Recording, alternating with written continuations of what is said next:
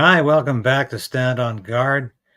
I'm your host, David Krayden. And when we come back, how are the Liberals deflecting from the carbon tax? So we are in a very precarious position in this country. We need political change, but we also need the resolve to resist.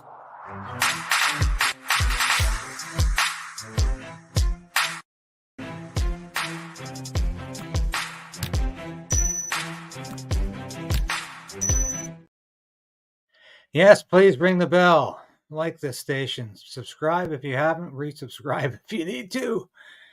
It's a pleasure to be here again today. And your support is so appreciated. We just had 21,000 subscribers yesterday. I know it's a drop in the bucket compared to some of the larger stations, but we're proud of it. It's been a year now. We've been doing this. We're moving upwards with your support, with your help. And I always run into so many of you at events. I was at, of course, I reported on the event yesterday, the carbon tax protest here in Ottawa, and so many of you came up and introduced yourself, said hello, said thank you for speaking the truth, thank you for telling us the unvarnished news as things are, and thank you for standing up for truth. Well, I say you're welcome. That's what I'm doing here. Otherwise, we're wasting time. If I'm not on here talking truth, and I'm not on here telling you things that I think are going to happen, or I wish would happen, or might happen, I'm not giving you clickbait, because clickbait is like eating air. You know, it just makes you, not to be crude, just makes you belch. And it's not satisfying. And it doesn't bring you any real joy. What I'm trying to do is provide a blueprint forward here. That's what we need to do. So here we are, April 1st yesterday, April Fool's Day. There were protests across the country against Trudeau's carbon tax, which went up 23%. Look at the gas pumps. Look at the price of the gas. It's way over $2 a liter in British Columbia because they're environment extremists happy in that province. They've been that way for years. They just can't get enough gas taxes. They can't get enough environmental tariffs. They can't get enough of these eco levies. They just love them in BC. Keep pushing up the price of gas. Yeah, we keep having to put it in our cars, but we'll just keep paying the government more money. But you know, I just read today and it looks like BC might be turning around because federally, the number one party in British Columbia is now the Federal Conservative Party of Canada. Hasn't been that way in years. And that's having an effect provincially. Maybe enough people in BC, and it's my home province. It's the way I talk about BC in a very sorrowful way because it used to be a really great province. I mean, it's still a beautiful place. They can't take that away. The socialists and the woke ideologues can't take that away. BC has still got the ocean. It's still got the mountain. It's still got beautiful forests. And it's still a wonderful place. It's still God's country. But the politics are warped. The politics are distorted. The politics are crazy. But that might be changing. I pray, I hope and pray that it is. So, you know, I was reading there could be a transition here, but over $2 a gallon, a liter for gas. You know, that's about $10 a gallon, an imperial gallon. You know how I remember that? Because when gas transitioned from gallons to liters, it was 22 cents a liter at that time, which was $1 a gallon. Nice benchmark. If you ever wonder, how much am I paying in gallons? Yeah, well, you're paying about $10 a gallon now in British Columbia. It's outrageous. But thank you, Justin Trudeau, for your carbon tax. It just keeps on giving. Actually keeps on taking. That's what the carbon tax is all about. So what did Justin Trudeau do? Well, you know, as I shared yesterday. He ignored everything, just keeps blaming the premiers for being short-sighted. He's got all the answers. He doesn't care if he's popular. He's just going to press forward on this carbon tax because it's the right thing to do for the environment. All baseless, of course, all false claims, all lies. This has got nothing to do with the environment.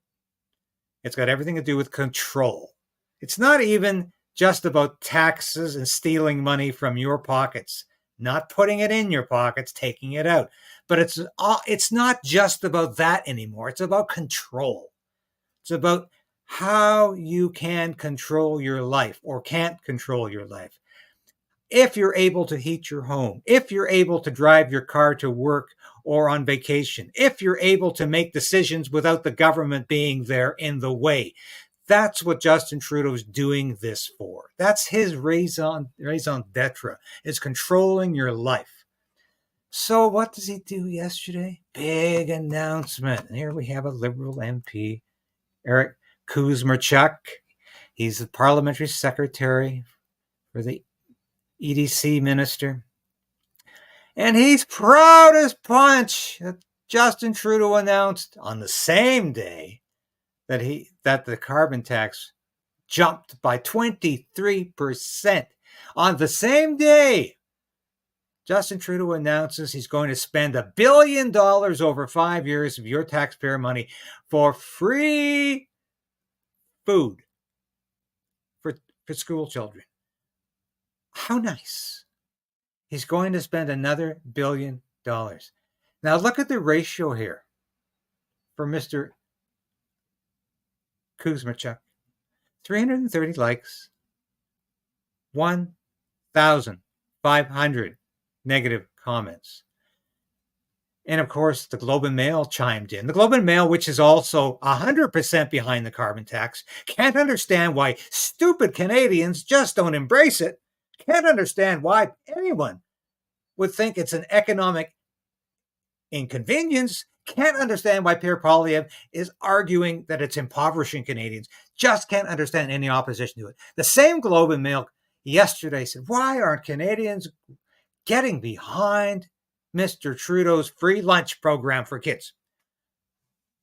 Well, I'll tell you why. Because we're tired of giving Justin Trudeau license to spend our money. We're tired of doling out the dollars to Justin Trudeau. Katie Telford, Justin Trudeau's chief of staff, she's heralding, we're spending the money. We're spending the money. How nice. Yeah, we're doing this for the kids. Well, Ms. Telford and Justin Trudeau, you're going to provide free food for the kids while at the same time you're starving Canada. You're forcing farmers to use less fertilizer. You're impoverishing them with a carbon tax that is costing them up to $180,000 a year. So they won't be able to produce the food to put in the grocery stores. So they won't be able to produce the food that you can give to the school kids. So they won't be able to produce the food that you can hoard. They won't be able to do this anymore because you've made life impossible. You know, that's exactly what a former dictator of the Soviet Union talked about. He took all the food out of the Ukrainian breadbasket and parts of Russia and took it all to the cities and said it was a gift from the state. Meanwhile, millions of people starved. We are on the road to famine as well with Trudeau's crazy, environmentally extreme climate change policies, including the carbon tax, but also including his virtual ban on nitrogen, which will lead to less and less fertilizer being used and less food produced. Very important point. So what is Justin Trudeau up to here? Have a look at this. Trudeau's debt since becoming prime minister has exceeded the combined debt of all Canadian prime ministers. All Canadian prime ministers since 1867. He's also increased the civil service more than any other prime minister. He has spent money like water, and that's all this is about. Keep spending money. That's the only policy Justin Trudeau understands. It's the only policy Justin Trudeau can actually enact. And the next budget, April 16th, you bet your bottom dollar, no pun intended, it's going to be spending your tax dollars as fast as he can. He's already spending more money than he takes in. Yes, he is. He's spending about double what he collects in revenue. And the next budget, the federal budget of April 16th, is going to be a blowout. It's going to be spending galore in the hopes of this corrupt government to cling to power. That's what the next budget is going to be all about. Have a look at these insolvency statistics. Well, Justin Trudeau spends your money.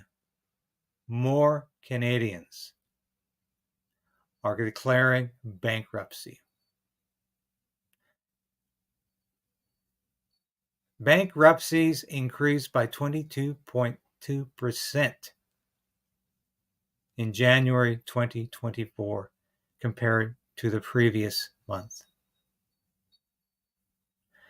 Everything is going higher in this country, not just the price of food, not just the price of goods and services, but bankruptcies as well. That's what Justin Trudeau's policies are producing, economic catastrophe. He knows it. He hopes he can hang on to power, cling to power long enough to stay in and keep doing these things. And I predict, and I've said this before, he will find a way to either avoid the next election or use emergency powers to postpone it, or simply to say, I have to stay in power because I'm the only one that knows what's good for Canada. Yes, that's what Justin Trudeau is all about. So while this is going on, of course, well, Trudeau continues to spend billions of your taxpayer money on his pet projects. The MPs are getting a raise.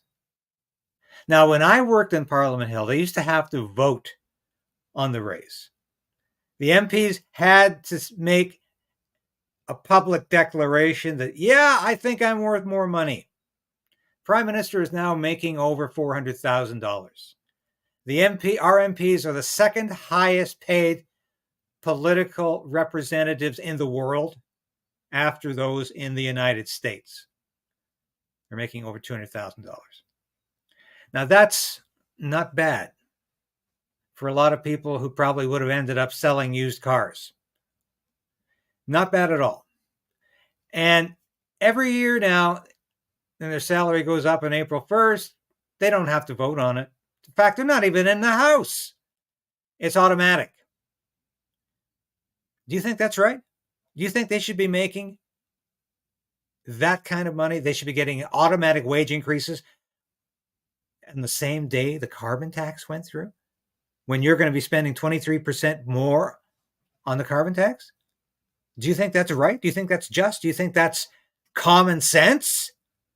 I would have liked to have seen Conservative leader Pierre Poilievre fight a little harder about this. We're going to listen to a broadcast he did with Alex Pearson where he talks about it. I don't think his answer is very satisfactory. I don't think you will either. But I have to put that out there because I'm not here to carry water for the Conservative Party. I like a lot of the things they're doing. And of course, I hope they're going to win the next election because they're the only viable alternative. As much as I like Maxime Bernier and the People's Party of Canada, I don't think they're poised to win the next election. I think the only party that is poised to beat Justin Trudeau is the Conservative Party. It's a reality. I'm not going to be out there campaigning for anybody because I need to maintain my independence as a journalist. But I think that is what's going to happen. And I'll support Pierre Poilievre and all the right policies. And I've done a lot of that recently because he is channeling a lot of the positive concepts and politics of Ronald Reagan, while at the same time trying to stop the carbon tax and standing up for parents and finally opposing the WEF. I know a lot of folks out there, every time I mention Poilievre and the WEF in the same sentence, I hear, he's been part of that group. He he is in the same boat as Justin Trudeau. Well, he's clearly taking a different stance today, and I have to applaud him for that. But I don't like his response on this automatic wage increase. So let's listen to a bit of this interview, and I might interject at times. Are you just waiting for it to peter out? Because I don't know if Mr. Trudeau will give up on this. This is his legacy policy. But if none of the province want involvement, or just one or two do, where does it go? Well, we'll see what I can't comment on what Premier Canoe is going to do, but I will say that Justin Trudeau has an egomaniacal obsession with this carbon tax. He wants your money. He wants to control how you live. And that is what drives his obsession with increasing energy costs on the working poor in this country. The only solution is to get rid of Trudeau and the NDP and replace him with a government, a common sense conservative government that will axe the tax, build the homes, fix the budget, and stop the crime. One of the things that is a really big rub, certainly for listeners, and as we talk about... Now we're getting in. That was a great answer about, yes, Justin Trudeau is obsessed with the carbon tax. There's no doubt about that. And I think Pierre Poilievre has to be just as obsessed about getting rid of the carbon tax, repealing it, stopping it in any way he can, obviously in a parliamentary manner. But yes, Justin Trudeau is obsessed with the carbon tax, and he is completely obdurate in his defense of it. But let's have a listen to how Mr. Poilievre responds to the question of the wage increase for MPs. Cost of living is that MPs, and you're included in this, the Prime Minister also getting a 4.4% salary increase today. It's an $8,500 bump if you're an MP. The Prime Minister getting $17,000. But, since 2020, we have seen MPs getting this is the fifth raise. And back in 2013 it was, Harper, after the 2008 financial disaster, said no to any raises. And so I think some surprise as to why none of the MPs, including your party, said no to this. So you're right. When we were in government, we froze MP pay because the economy, the global economy, had gone through some hardship. If Justin Trudeau wants to do the same now, I would support that. But is there no proactive way of saying no to this? Well, he can put it forward in legislation, and then the law would change, the formula would change, and the pay would be frozen. And that's something that the government can do any time it wants. Would you have been able to put a motion forward calling for that? You could introduce a bill, but I'm not up for vote on any bill because I only get one bill every parliament, and that's the one I've devoted to building more homes to bring down housing costs. So this is the kind of thing that the government would have to do, and if they do, then we'll support it. And because that is the one thing that the everyday person can relate to, is the fact that everyday people are falling further and further behind. But there's a distance between those who we elect to office that seem to be kind of moving further and further ahead, although people don't seem to see what they're doing. Because Senior Bank of Canada official and I. So not the greatest answer. I think if we give Mr. Poilievre the benefit of the doubt, I think he might move in the future to stop these automatic pay increases. But clearly, he didn't really push too hard this time around. But like I say, perhaps we can expect better in the future. That was not his best answer, though. And let's listen to the rest of this. Probably don't need to tell you this, but for our listeners, said last week, that we have reached the emergency level of the economy where we have to break the glass, the emergency break the glass. And so, assuming we have an election in the next year and a half, you come into governing, what goes first? Well, the carbon tax will go first, but we're also going to cut other taxes. Going to get rid of waste and mismanagement to bring down the deficit. And we also need to unleash our economy. We've got 1,300 trillion cubic feet of natural gas. We've got the fifth biggest supply of lithium on planet Earth. We have the third biggest supply of oil. We have among the biggest supply of wood of any country in the world. But we have massive government bureaucracy that blocks us from building those things and using those resources to empower our economy. So let me just step in, because I'm going to hit the clock and I don't want to cut this off. I mean, you know that the Greek president, the prime minister, came into town last week. They want natural gas. We saw Japan, we saw Germany. They want natural gas. We've got a prime minister saying he can't or won't. He won't make a case for it. Will you make that case for natural gas and build the infrastructure we need? I don't have to build the infrastructure. The private sector will do that. They'll do it without hesitation because these projects are wildly profitable. That's why the Americans have built 6 liquefaction plants. The Qataris have doubled their production. It's why the Greeks, the Germans, the Japanese have all asked for our natural gas. And business had 18 privately funded proposals on Trudeau's desk when he took office. Not a single one of them have been completed. Now, good answer, but what else can he say? We have an idiot running the country right now, a complete moron who can't even sell natural gas. There's no business case for it, he says. He's bypassing billions of dollars in revenue. And Justin Trudeau just doesn't give a damn. It's absolute insanity. Anybody with half a brain, with 2 wits to rub together, can tell you that this is a just incredibly impoverished policy. This is incredibly inane. But he's done it again. This is like the 3rd time he's turned down offers to buy Canada's liquid natural gas because he doesn't want to do it on principle. So his principles have nothing to do with the economic prosperity of Canada, have nothing to do with keeping Canada healthy and alive, and everything to do with serving his ideological purposes, his ideological hobby horses. Oh, we're almost done with this interview here. He's blocked them with his unconstitutional, radical, Looney Tune, anti-development law, and that's why we don't have them. So I'm going to cancel that law. I'm going to sign permits to bring natural gas liquefaction. Hundreds of billions of dollars of investment will come pouring in, and we will sell the world our clean natural gas and bring home powerful paychecks for our people with private sector resource jobs. That's what it means to bring it home. Thank you for a sound answer. That was good. And I think it's important to remember that Justin Trudeau acts like a crazy man as leader. And this is a voice of somebody who has reason, who can actually think about what's best for Canada, what's best for Canadians, and not what's best for his ideological hobby horses. And that's all Justin Trudeau ever thinks about. Anyway, that's all I have for today. Thanks for watching. But I tell you before I leave, what Pierre Poilievre needs to fight as vigorously against is the Online Harms Act. And I've talked about that before, and I'm talking about it again.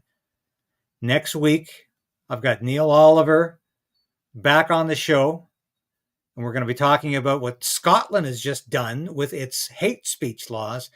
And we're going to be talking about how that law has been influenced by the Online Harms Act. And we're going to be talking about how the Online Harms Act is the most insidious, odious piece of anti-free speech legislation ever to rear its ugly head in any country, especially in Canada.